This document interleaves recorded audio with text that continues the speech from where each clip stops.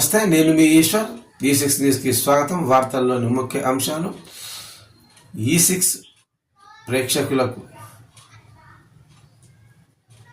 ముక్కోటి ఏకాదశి శుభాకాంక్షలు తెలియజేస్తున్నాం. వార్తలు. AF1 రేసింగ్ కేసులో కేటీఆర్కు సుప్రీంకోర్టులో కూడా ఎదురు దెబ్బ తగిలింది. ఈ కేసుని కొట్టివేయాలని కోరుతూ వేసిన క్వాష్ పిటిషన్ తక్షణం 15కు వాయిదా వేసింది. కనుక ఈ కేసులో కేటీఆర్ని అరెస్టు చేయకుండా సుప్రీంకోర్టు ఉత్తర్వులు వెలువడే అవకాశం లేనట్టే భావించాలి.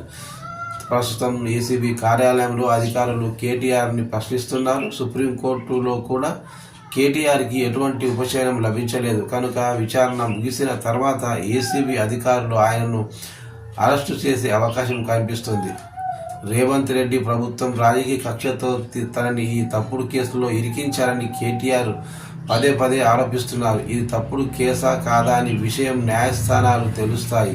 కానీ ఆనాడు ఓటుకు నోటు కేసులో రేవంత్ రెడ్డిని ట్రాప్ చేసి పట్టుకొని రాజకీయంగా దెబ్బతీయడానికి కేసీఆర్ ప్రయత్నించారు.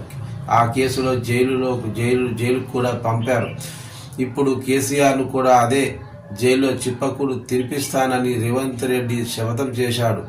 రేవంత్ రెడ్డి జైల్లో ఉన్నప్పుడే కూతురు పెళ్లికి బెయిల్ తీసుకొని బయటకు రావాల్సి వచ్చింది. అప్పుడు కూడా సంతోషంగా కూతురు పెళ్లి జరిపించేందుకు అవకాశం ఇవ్వకుండా కేసీఆర్ రేవంత్ పట్ల చాలా కక్షపూరితంగా వ్యవహరించారు. కనుక ఈనాడు కేసీఆర్ చేసిన దానికి ఇప్పుడు ఆయన కొడుకు కేటీఆర్ మూల్యం చెల్లించక తప్పదు. సంక్రాంతి పండుగ సమయంలో కేటీఆర్ని జైలుకు పంపడం ద్వారా రేవంత్ రెడ్డి ప్రతీకారం తీర్చుకునే అవకాశం కనిపిస్తుంది.